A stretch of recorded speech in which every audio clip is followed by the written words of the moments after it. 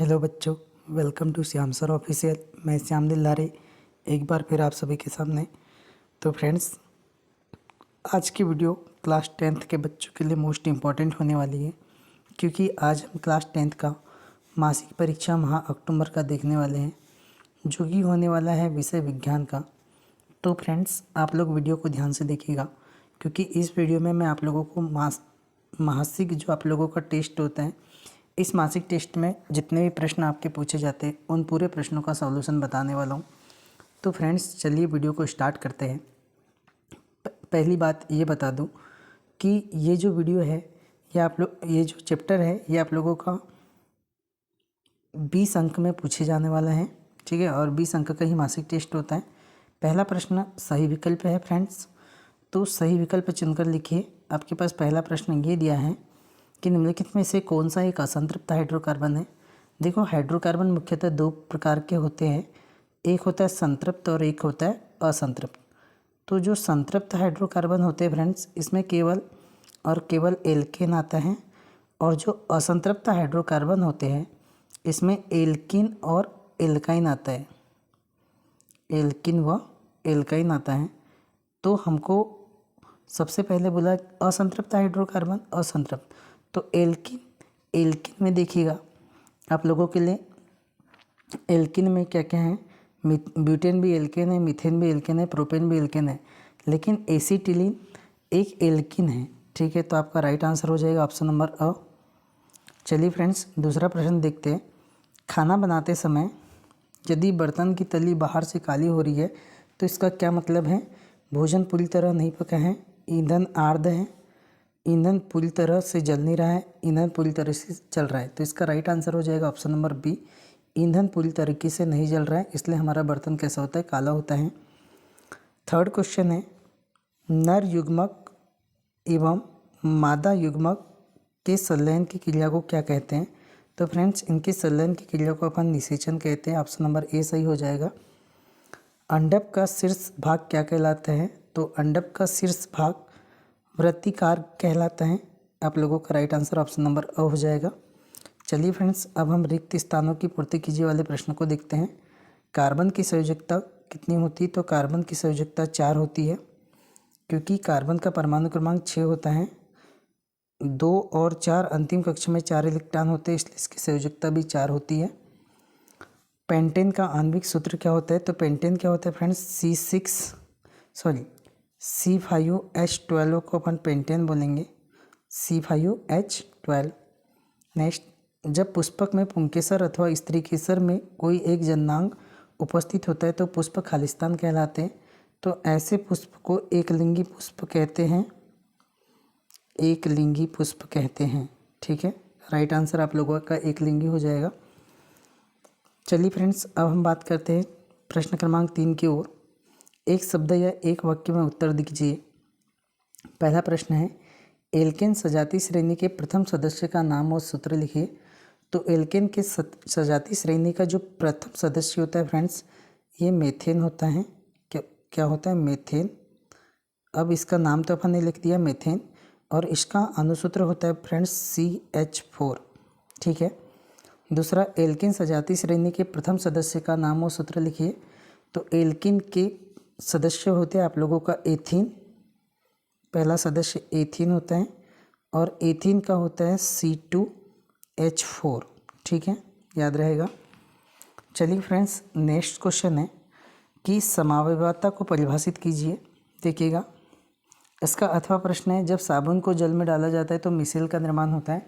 आपको पता होना चाहिए समावयवता क्या होते हैं, जिसके अनुसूत्र सेम होते हैं लेकिन संरचना सूत्र भिन्न भिन्न होते हैं, या उनके भौतिक और रासायनिक गुण अलग अलग होते हैं, उसे समावयवता कहते हैं। इन क्वेश्चन के आंसर मैं नीचे लेकर आया हूँ PDF में, तो ध्यान से सुनिए फ्रेंड्स।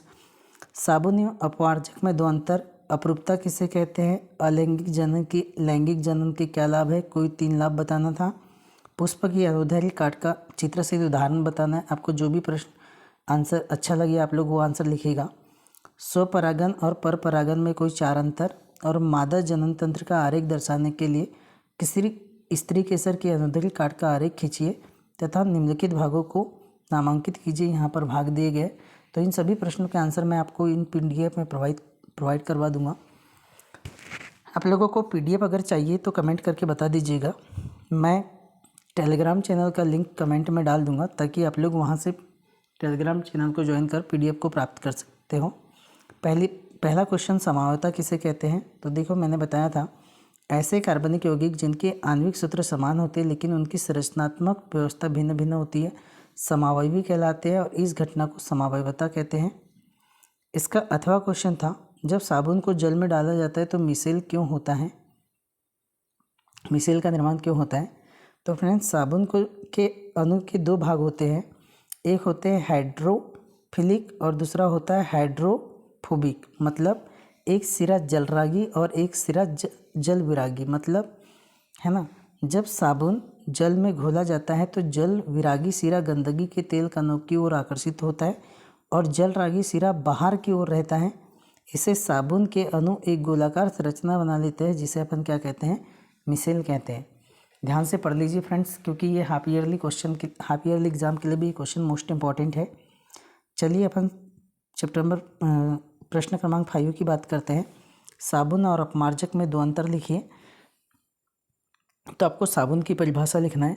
साबुन ये लंबी श्रृंखला वाले कार्बोक्सिलिक अम्ल के सोडियम या पोटेशियम लवण होते हैं। ये कठोर जल में प्रभावी नहीं होते क्योंकि ये कैल्शियम और मैग्नीशियम आयनों के साथ अविलेय अवक्षेप बनाते हैं। और अपमार्जक ये लंबी श्रृंखला वाले सल्फोनिक अम्ल के सोडियम लवण और अमोनियम लवण होते हैं।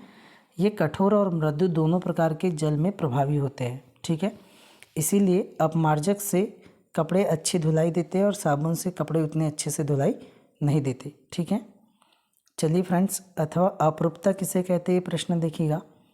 तो अपरूपता क्या होता है? जब कोई तत्व दो या दो से अधिक रूपों में पाया जाता है जिनके भौतिक गुण समान होते हैं लेकिन रासायनिक गुण अलग अलग होते हैं, तो इस गुण को अपन अपरूपता कहते हैं। जैसे कार्बन के अपरूप होते हैं हीरा, ग्रेफाइट, है ना। ये सब कार्बन के अपरूप है, हीरा और ग्रेफाइट। चलिए फ्रेंड्स, नेक्स्ट बात करते हैं। अलैंगिक जनन की अपेक्षा लैंगिक जनन के क्या लाभ है? कोई 3 लाभ बताना था। तो देखिए इनके आंसर। लैंगिक जनन के दौरान आनुवांशिक सामग्री का मिश्रण होता है जिससे संतति में आनुवांशिक विविधता उत्पन्न होती है और यह विविधता प्रजातियों को बदलते पर्यावरण में जीवित रहने अनुकूल करने में मदद करती हैं। और लैंगिक जनन के यह विकास का आधार है क्योंकि भिन्नताएं नई प्रजाति के निर्माण में योगदान करती हैं। तो ये सभी लैंगिक जनन के लाभ हैं। अथवा प्रश्न की बात करते हैं। पुष्प की अनुदैर्घ्य काट का नामांकित चित्र बनाना है।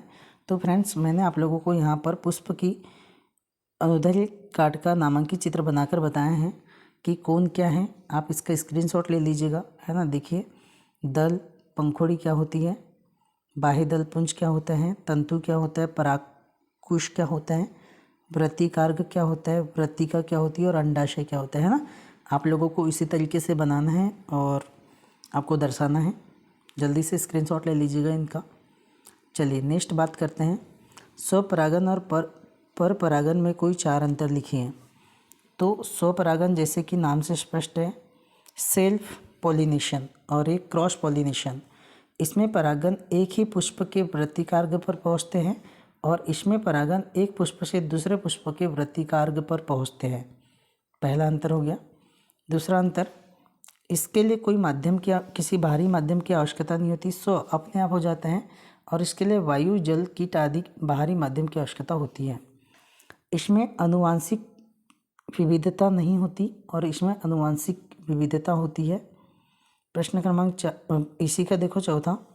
पुष्पों को आकर्षण या सुगंधित होने की आवश्यकता नहीं होती और पुष्पों को परागकणों को आकर्षण और सुगंधित होना पड़ता है। तो ये पर परागण होता है। ठीक है, उनको आकर्षित करवाने के लिए।